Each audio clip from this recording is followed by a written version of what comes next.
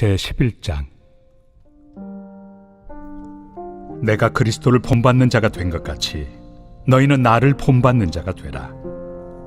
너희가 모든 일에 나를 기억하고 또 내가 너희에게 전하여 준 대로 그 전통을 너희가 지킴으로 너희를 칭찬하노라. 그러나 나는 너희가 알기를 원하노니 각 남자의 머리는 그리스도요 여자의 머리는 남자요 그리스도의 머리는 하나님이시라.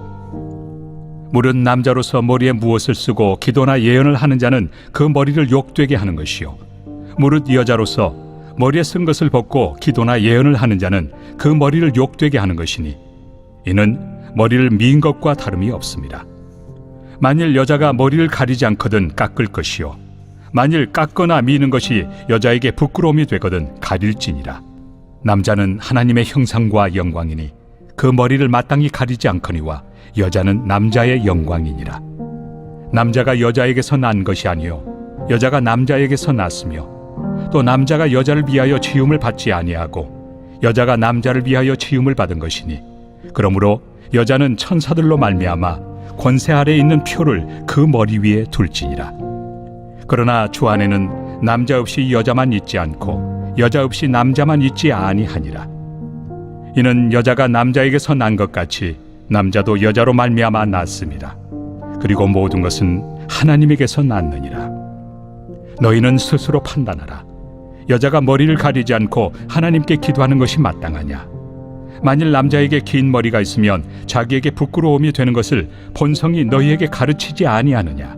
만일 여자가 긴 머리가 있으면 자기에게 영광이 되나니 긴 머리는 가리는 것을 대신하여 주셨기 때문이니라. 논쟁하려는 생각을 가진 자가 있을지라도 우리에게나 하나님의 모든 교회는 이런 관례가 없느니라. 오늘 고린도전서 11장 상반부 함께 살펴보도록 하겠습니다. 고린도 교회는 바울의 2차 전도여행 때 세워진 교회입니다. 로마의 문화와 헬라의 문화가 만나는 곳이었고 무역의 도시, 또 상업의 도시였습니다. 우상 숭배가 가득하였고 향락으로 만연하였던 곳이었습니다. 하나님의 특별한 은혜로 이곳에 교회가 세워지게 되었는데 그들은 교만하여져서 분쟁과 분열과 시기가 가득하게 되었습니다. 바울은 이 분쟁이 많은 교회를 해결하기 위해서 그 답으로 십자가를 제시하고 있습니다. 이 십자가는 내가 죽어지고 그리스도께서 사신 곳입니다. 자기 중심성에서 하나님 중심성, 그리스도 중심적인 삶으로 바뀌어진 현장이죠. 자기 중심성은 무엇인가 선택하고 결정할 때, 선과 악을 결정할 때 자기 기준으로 결정하는 것을 자기 중심성이라 이야기하고, 그리스도 중심적이다라는 것은 그 모든 결정의 기준이 그리스도, 하나님, 성경, 복음임을 이야기하는 것입니다. 이 작업이 결코 쉽지 않습니다. 우리 안에 자기 중심성은 우리 죽는 순간까지 계속 존재합니다. 그래서 바울은 이 자기 중심성을 없애기 위하여 매일 나는 죽노라라고 선언을 하고 있습니다. 우리 날마다 자기가 주인 되어지려는 삶, 내가 선택의 기준이 되어지려는 이 삶을 늘 포기하고 하나님이 우리의 삶의 중심, 그리스도가 중심이 되어야 하는 이 훈련을 반복해야 할 것입니다. 그래서 고린도 교회에 있는 여러 가지 문제들을 구체적으로 언급하며 이 자기 중심성에서 그리스도 중심적인 삶으로 어떻게 바뀌어질 것인지, 십자가의 삶으로 바뀌어질 것인지를 제시하고 있습니다. 음행에 대한 문제, 형제 간 법정 소송에 대한 문제, 음란에 대한 문제, 결혼과 독신에 대한 문제, 음식의 문제, 사도의 권리에 대한 문제, 그리고 영적 교만, 구체적으로 우상 숭배에 대한 문제를 10장에서 언급을 하였죠. 우상 숭배와 더불어서 제가 어제 행복에 대한 이야기를 함께 겸하여 이야기하였습니다. 사람들이 우상 숭배하는 주요한 이유는 자기가 행복해지기 위해서입니다. 우상을 통해서 자기가 원하는 것을 얻어내려 하는 것이죠. 그래서 이 행복에 대한 문제도 결국은 선택에 대한 문제이죠. 그래서 이 세상은 양극단으로 빠지게 되어 있습니다. 다른 사람 눈치 보지 않고 내 마음대로, 내 자유함대로 선택하고 결정하고 살아가는 것이 행복이다라고 주장하고 그 길을 따르는 사람들이 있습니다. 또 다른 한편에서는 사람들에게 인정받고 사람들의 기준에 합당한 삶을 살아야지, 사람들의 눈치를 좀 보고 좀 예의 있게 살아야 된다고 하는 것이 이제 이걸 행복이다라고 이야기하는 사람들이 있습니다. 그래서 선택의 기준이 나의 개인적 자유를 위해서 선택하는지 혹은 공동체가 원하는 것을 선택할 것인지 이렇게 양극단으로 나뉘어지게 되어지죠. 그런데 하나님은 우리에게 완전히 새로운 것을 제시합니다. 개인의 자유이든 혹은 공동체가 원하는 것이든 이것이 우리의 진정한 행복이 아니고 먹든지 마시든지 무엇을 하든지 하나님의 영광을 위해서 이것이 우리의 참된 기준이고 행복의 조건임을 제시하고 있습니다. 오늘은 또 다른 문제로 넘어가게 되는데요. 여자가 머리를 가리는 것에 대한 이야기, 다른 이야기로 하면 남자와 여자의 갈등에 대한 이야기를 오늘 이야기하고 있습니다. 바울이 신앙생활하던 그때에 남자와 여자가 예배드릴 때에 그 형태가 조금 달랐습니다. 여자는 머리에 수건으로 머리를 가리는 일을 하였는데요. 이것이 지금도 이제 천주교의 전통으로 남아 있습니다. 이 천주교는 이제 바울의 초대교회를 그대로 전승한다고 생각하기 때문에 지금도 천주교 성당에 가시면 머리에 이 수건 같은 것을, 손수건 같은 것을 머리에 쓰고 예배를 드리는 것을 보게 되죠. 이것이 한국 교회에도 전통으로 남아 있습니다. 서양 기독교도 마찬가지인데요. 그래서 예배 드릴 때 남자들은 모자를 반드시 벗습니다. 근데 여자들은 교회에서 모자를 벗지 않아도 됐습니다. 그 이유는 성경에도 나와 있는데 남자 위에 하나님이 계시다는 것, 그리스도가 계시다는 것을 표현하는 것입니다. 그래서 모자를 쓰면 내 위에 하나님이 계시는 것을, 그리스도가 계시는 것을 부정하는 겁니다. 그래서 모자를 벗는 것은 제 위에는 그리스도께서 나를 통치하고 다스립니다라는 의미를 담고 있습니다. 여자가 머리에 수건을 쓰거나 모자를 쓰는 것은 제 위에는 주인이 계시다는 거예요. 그 주인은 남편을 의미합니다. 그래서 결혼하지 않은 여성들은 머리에 수건을 두르지 않습니다. 이것이 이제 기독교 안에 전통으로 남아 있었는데요. 그런데 16절을 보시면 논쟁하려는 생각을 가진 자가 있을지라도 우리에게나 하나님의 모든 교회는 이런 관례가 없느니라. 이게 교회의 좋은 전통으로 흐르고 있는데 이것이 이 고린도 교회는 논쟁으로 불거지게 되었습니다. 왜 여자만 머리에 수건을 두르냐? 왜 남자는 안 하냐? 라고 하면서 갈등이, 분쟁이, 논쟁이 남자와 여자 사이에 벌어지게 된 것입니다. 이 남자와 여자에 대한 이 갈등이 요즘만 있는 게 아니었고요. 이 초대교회도 있었습니다. 우리 성도님들이 에베소서 6장을 보면 여자는 남자에게, 아내는 남편에게 복종할지니라 라는 이야기가 있어요. 이 말을 들으면은 왜 여자들에게 이렇게 강요하느냐라고 부담감을 갖고 거부감을 갖는 분들이 있습니다. 그러면 왜 바울은 그 초대교회 때 여성들에게, 아내들에게, 남편에게 복종해라 이 이야기를 왜 했을까요?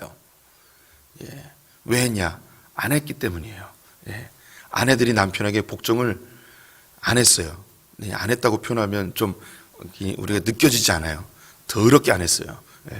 더럽게 안 해서 교회에 이것이 문제가 되고 사회 갈등으로 자주 나타나게 되어졌습니다. 그래서 바울이 이야기한 거예요. 우리가 생각할 때 고대 사회는 여자들이 무조건 순종하고 무조건 고개 숙이고 이렇게 살았을 거라고 생각하는데 지금 여성들이나 고대 여성들이나 다 똑같아요. 다르지 않아요. 여자는 어떻게든 남자를 휘어잡으려고 하고 남자들은 그 휘어잡으면서 어떻게든 벗어나려고 하는 이런 관계들이 늘 있습니다. 남자들이 왜 그렇게 뭔가 법적인 제도를 이용해서 여자로부터 벗어나려 하는가, 그런 욕구가 있었기 때문입니다. 그런 사회적인 갈등들이 늘 있어 왔기 때문이죠. 그러면 이 남성과 여성에 대해서 인간이 생각하는 것은 늘 한계가 있어요. 한쪽에는 남성 우월주의가 있고요. 다른 한편에서는 여성 우월주의가 있습니다. 그래서 여성이 더 뛰어나다, 남성이 더 뛰어나다. 지금도 한국 사회에 이 갈등이 계속되어지고 있죠. 어제 뉴스를 보니까 두 개의 충격적인 뉴스가 있었습니다. 지하철에서 20대 여성이 60대 아저씨를 핸드폰으로 가격을 해서 피를 줄줄 흘리는 사건이 있었는데요. 영상이 유튜브에 돌아다녀요. 근데 때리는데, 한 대 때린 게 아니고요. 10여 차례 가격을 하더라고요. 또 하나의 뉴스는 여성분이 대리운전을 불렀는데 내릴 때쯤에 대리운전 기사를 폭행한 거예요. 그래서 신고를 했는데 이 여성이 신고한 그 사이에 자기 몸을 자기가 자해한 거예요. 그래서 피를 줄줄 흘린 거죠. 경찰이 왔을 때는 자기가 때린 게 아니라 자기가 맞았다고 그런 거예요. 근데 이 대리운전 기사가 그 카메라를 가지고 있었습니다. 요즘은 이게 그 운전기사들이나 오토바이 배달하는 분들이 1인칭에서 찍을 수 있는 카메라를 달고 다녀요. 무슨 일이 벌어질지 모르거든요. 근데 그걸 찍힌 거예요. 그래서 이분은 무고하게 고발 안 당하고 진실이 규명이 되었는데, 요즘 그 사회가 이렇습니다. 근데 여기서 이제 안타까운 것이 이 여성분이 남자를 막 가격하는데 지하철에 있는 다른 남자들이 아무도 말리지 못하는 거예요. 왜 말리지 못하냐? 괜히 여자를 말렸다가는 이 성추행범으로 걸려서 똑같이 또 고발이 당하는 거예요. 사회가 참 이렇게 안타깝죠. 이 남녀 간의 갈등이 첨예해지고 심각해지다 보니까 이런 일이 발생했습니다. 또 여성들은 왜 이렇게 또 민감하게 반응하는가? 그동안 여성들이 당했던 억울함들이 또 이게 누정이 되니까 이런 일이 발생하는 거죠. 남성 우월주의가 그 여성들에게 주는 그 고통, 또 여성 우월주의 때문에 나타나는 사회적인 병폐와 문제들, 이게 늘 공존하게 되어져 있습니다. 그러면 인간이 생각하는 건 그 정도예요.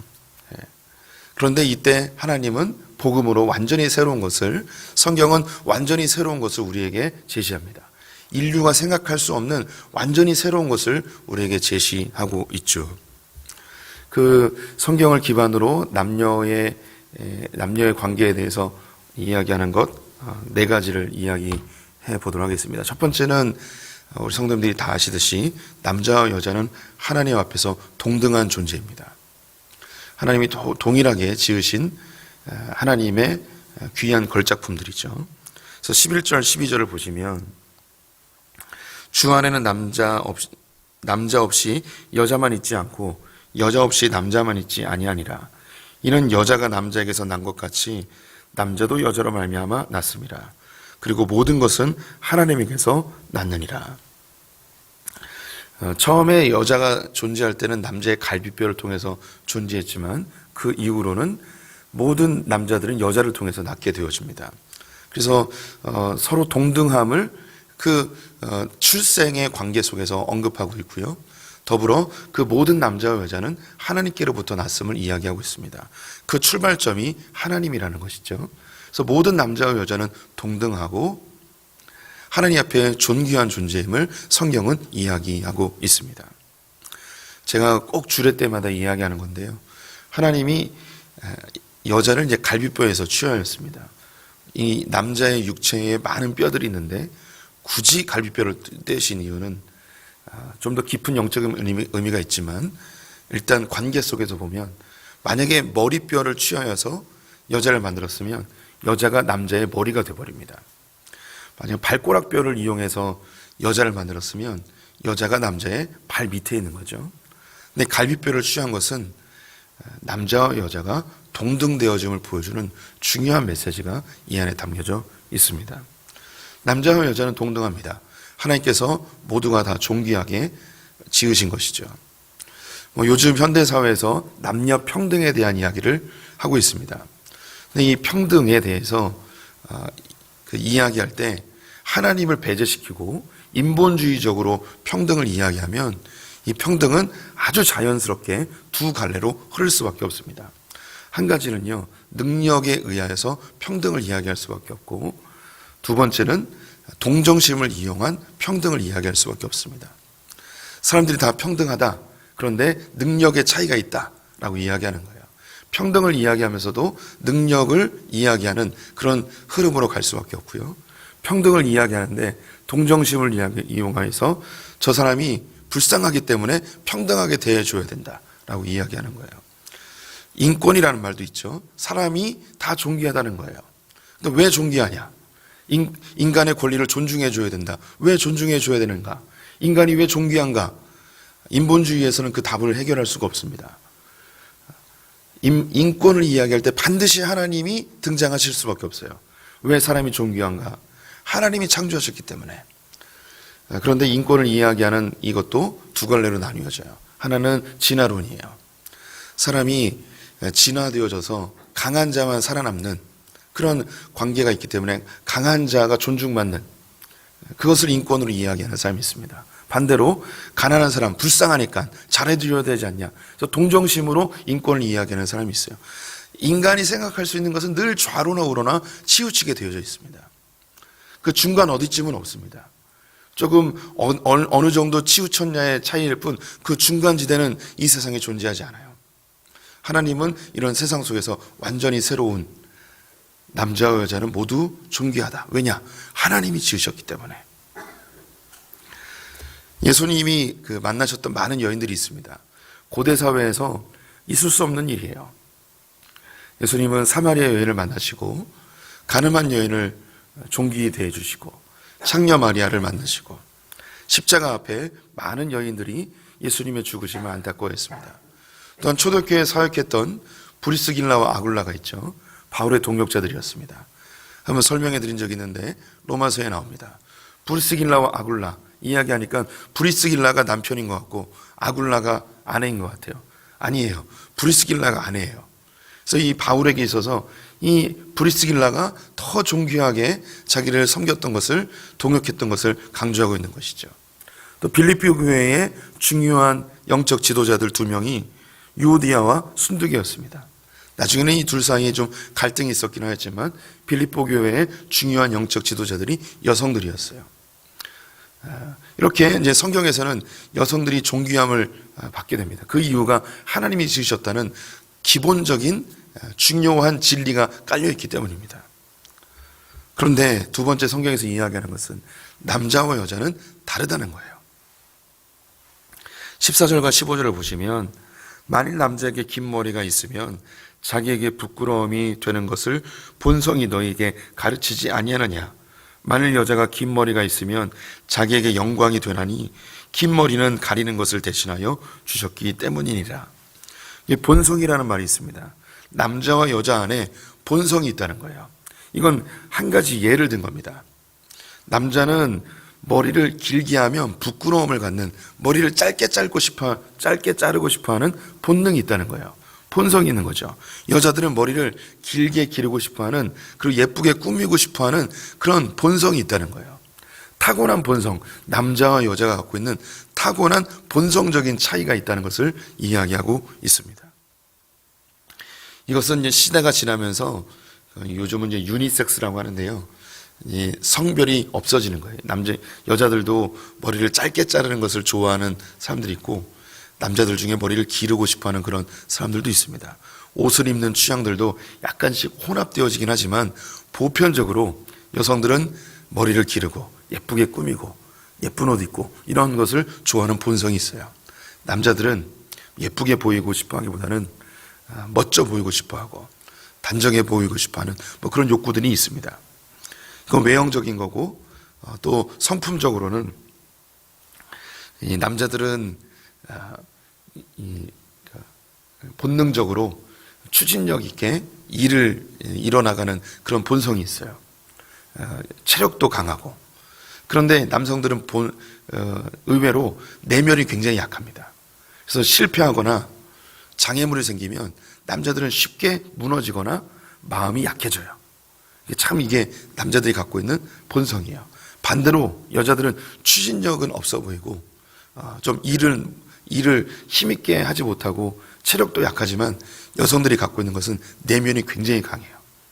그래서 그 세상에 가장 강한 분들은 어머니다 이런 말이 있잖아요. 그래서 남자들이 뭘 결정하지 못하고 우유부단하게 이렇게 있을 때 아내들이 그냥 확 밀고 나가서 그 내면의 강함으로 밀고 나가는 것을 보게 됩니다. 하나님이 이러한 차이를 통해서 서로 돕고 보완하고 이런 동역자의 관계로 하나님이 우리를 만들어 주셨죠. 남자와 여자는 동등된 존재이지만 분명한 차이는 존재합니다. 그리고 성경은 이 차이를 존중하라고 권면하고 있습니다.